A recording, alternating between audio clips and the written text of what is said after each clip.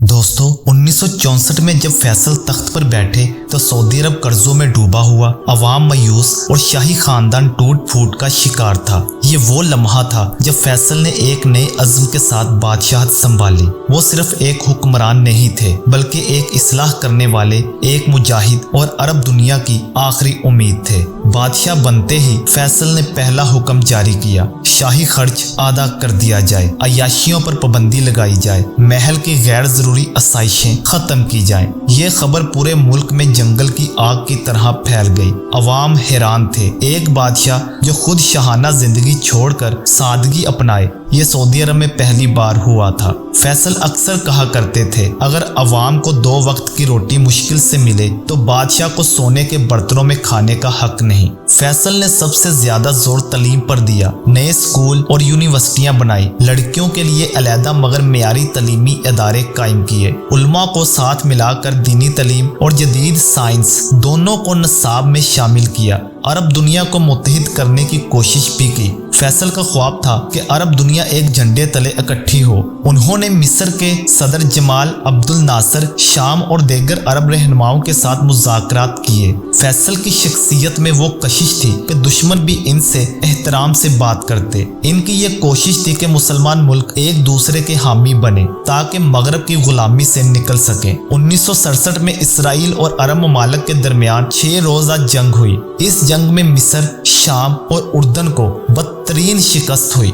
फलस्तीनी ज़मीनें और बैतुल मुक़द्दस इसराइल के कब्जे में चला गया। ये शिकस्त अरब दुनिया के लिए क़यामत से कम ना थी। उसी वक्त फैसल ने दुनिया के सामने ऐलान किया, इसराइल एक नाजायज़ रियासत है। जब तक एक फ़लस्तीनी बच्चा भी जिंदा है, सऊदी अरब इसे तस्लीम नहीं करेगा। ये अल्फाज सिर्फ अरब दुनिया में नहीं बल्कि पूरी मुस्लिम उम्मत में फैसल को एक हीरो बना गए। जंग के बाद अमेरिका ने सऊदी अरब पर दबाव डाला कि वो इसराइल को कबूल करे। फैसल ने इनकार कर दिया। उन्होंने कहा, अगर हमने फ़लस्तीन का साथ छोड़ दिया तो कल मक्का और मदीना भी महफूज नहीं रहेंगे।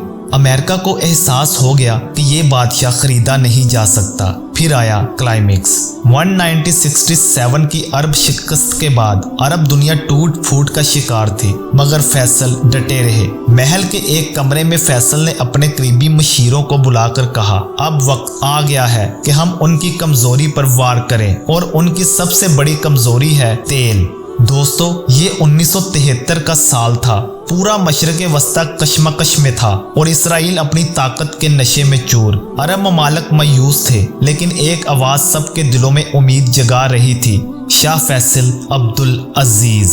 अक्टूबर 1973 योम कपूर यानी रमजान की जंग शुरू हुई, जब मिस्र और शाम ने इसराइल के खिलाफ हमला किया। इब्तदा में अरब फौजों ने इसराइल को नुकसान पहुंचाया, लेकिन जल्द ही अमेरिका और यूरोप ने इसराइल को खुल्लम खुल्ला मदद फराहम करनी शुरू कर दी। फैसल ने सऊदी अरब के सबसे बड़े वजीरों और OPEC ममालिक को जमा किया। उन्होंने 2 टोक अल्फाज में कहा, अगर मगरब इसराइल का साथ देगा तो हम उनके तेल के नल बंद कर देंगे, इन्हें अपनी गाड़ियां खड़ी करनी पड़ेंगी, इनके कारखाने रुक जाएंगे और उनकी मुआशियत जमीन बोस हो जाएगी। ये ऐलान किसी धमाके से कम ना था। अक्टूबर 1973 में सऊदी अरब और अरब ममालिक ने अमेरिका और यूरोप को तेल की फराहमी रोक दी। अमेरिका में पेट्रोल पंपों पर लंबी लंबी कतारें लग गईं। यूरोप में फैक्ट्रियां बंद हो गईं। मगरबी मीडिया में एक ही नाम गूंज रहा था, किंग फैसल। अमेरिकी सदर रिचर्ड निक्सन और सेक्रेटरी